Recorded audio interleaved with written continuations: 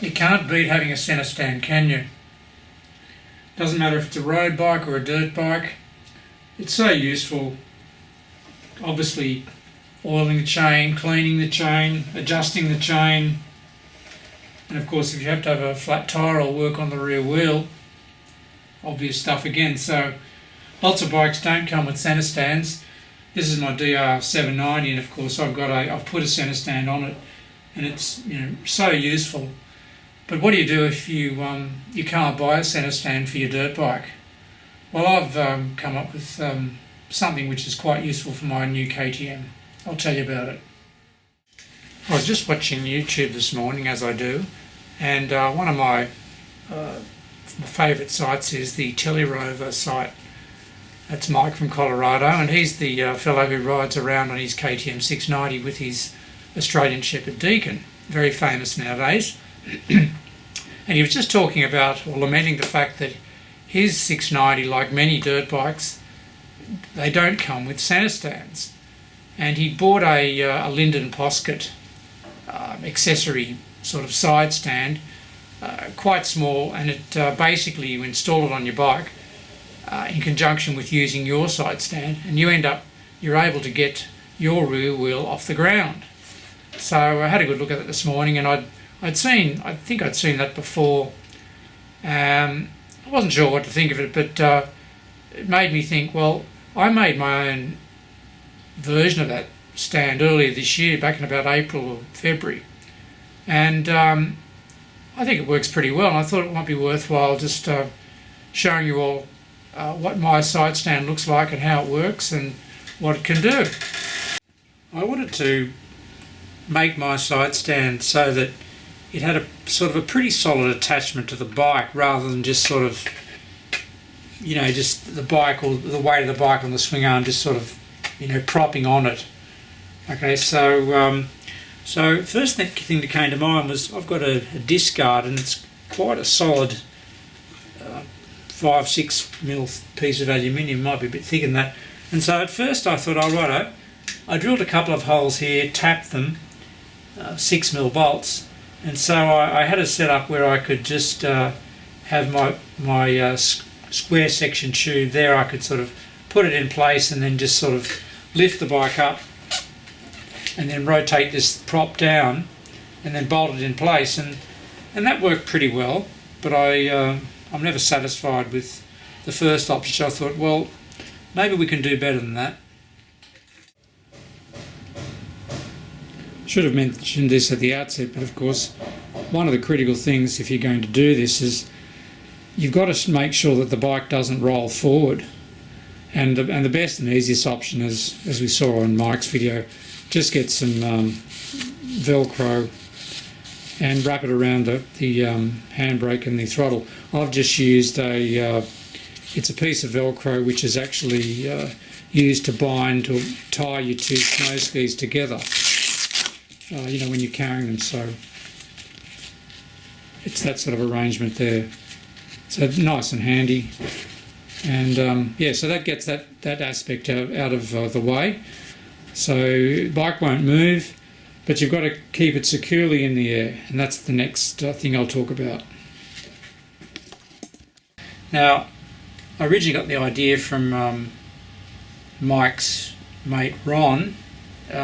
He made something similar to this, I think. He made it out of an aluminium crutch leg, and I thought, oh, that's a really good idea. It's really light. So I drilled some holes in it, and I've got this disc protector here, which is very thick. So, as I said, I tapped a couple of holes there, and then just with this and a couple of bolts, I did this. So basically, I just insert that through there, and then screw that into the disc. So I've inserted the first Allen head screw into there like that, so that's everything nicely. And then just basically, I know the bike's unloaded, but anyway, so you do that, and then just give it a bit of a push, and rotate that there like that. And then all you've got to do is just line up the threaded hole in the disc protector, put the top bolt in there, and do that up, tighten that up like that. I won't tighten that up, So basically, so that worked pretty well. Pretty good clearance there. So, you know, you could get the rear wheel off the ground. It only take a few minutes to do it, so I was pretty happy with that. But I thought, oh, but what if I need to replace the front tyre or something like that? So I thought, well, I wonder if I can come up with something that a single prop that does both ends, gets both ends of the bike off the ground. And well, I did that, and I'll show you what I did.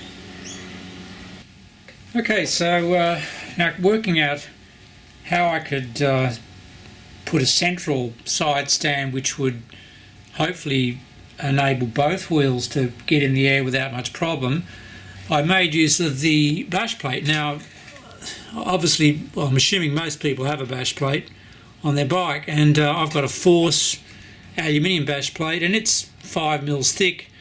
And so I thought, well, it's thick enough that I can drill and put threads there, put for 6 mil bolts. So all I had to do was just sort of roughly work out where was a point sort of in the maybe the centre of mass of the bike, and some way I could adapt my you know, this thing that I'd already made. And of course the issue is, move away a bit, obviously it's not long enough, so all I needed to do was to make a little extension for that, and I did that, and basically I'll give you a look at what I've done.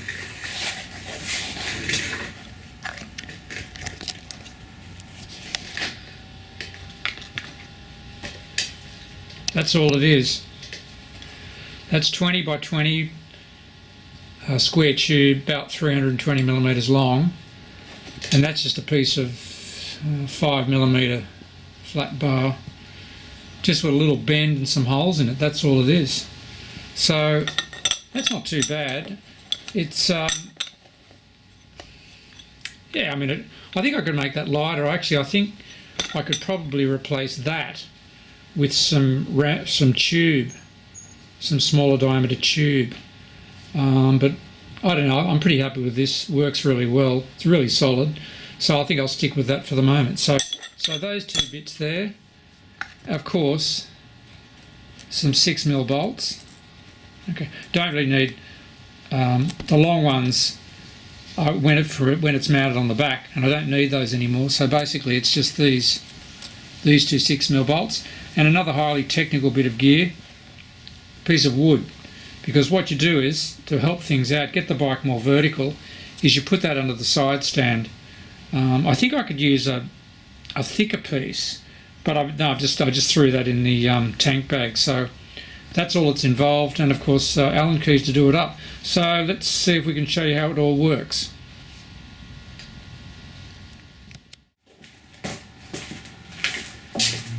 Now, to be a bit more realistic, because when you're going to need to get a wheel off the deck, you know, you're probably going to be on a ride. So what I've done, I've put on a couple of panniers and one of these Moscow Moto duffel bags on the back, and I've thrown tools and all sorts of stuff in it. So it's pretty sort of representative of the load that would be on the bike. And so, say you want to get the rear wheel or the front wheel off the deck, well, you'd stop, all that gear's on there, and of course what you're going to have to do is, when you put my little side stand on, you've got to push it over. But of course, with all the weight on the back, you know, it holds the back down and the front wheel gets off the deck.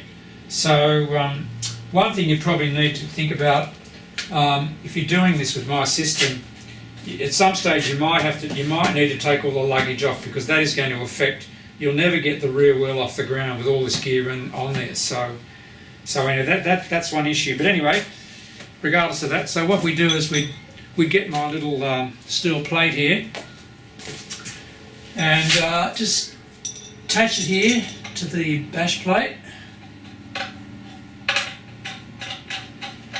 like so.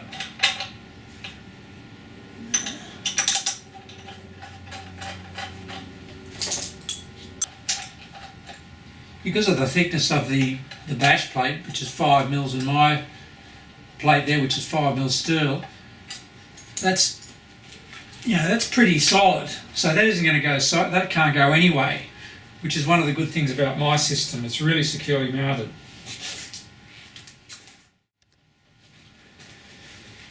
Now I've taken the luggage off the bike because the main thing with that is that when you've got a lot of luggage on the bike, it tends to make it very hard to put the bit of timber under the side stand, because when you do that with all the weight on the rear end, the bike gets to the point where it nearly wants to fall over to the right side.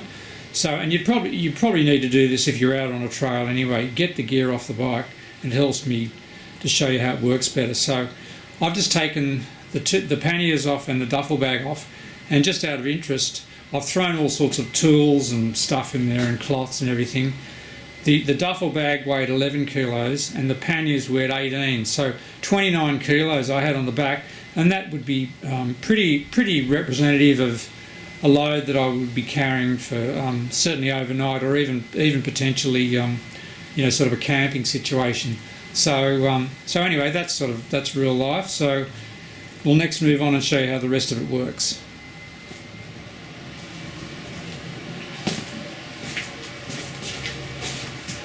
Okay, so I've got this first part of my prop in. So the next thing is to get the lower part and do this. So it's that one there and that one there. So I think it's best to put the lower one in first. Do that up finger tight. That just rotates like that. Now I have got the side stand, I've got my little piece of timber under my side stand there. So do that, and then the next trick is that then you just got to push the bike like that, and that little leg will drop into place, and then all you've got to do is just line up where the top bolt goes. It's a bit fiddly. Just got to get two holes lined up.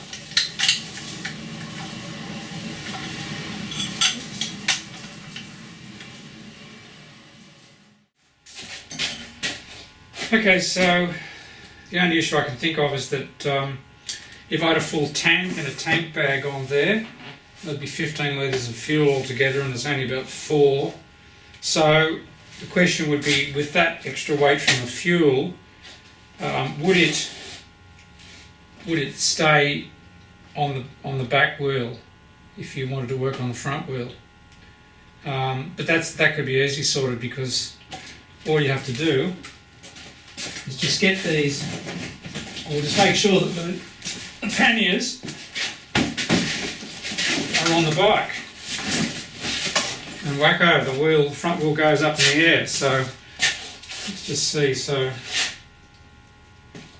oh yeah, that just easily rocks back. So that's the way you sort that out. And of course, with all the gear off and a full tank of fuel, well, then naturally the front wheel's on the ground. So that would be the only issue if the weight of the tank affected things. But so that's my system. And of course you could refine it, but I'm pretty happy with the way it is. One thing I just thought of was, because if you want to get the front wheel off, you don't want to have the front brake pads locking the wheel on. They've got to be released, but that's no big deal. So you can just take off you don't need that Velcro strap on. Just take it off. And the good thing about my system is that it just isn't just, the bike just isn't sitting on this thing, just propped on a thing, because mine's bolted, it's got 4 bolts, and it's quite rigid, and you can see what I'm doing here.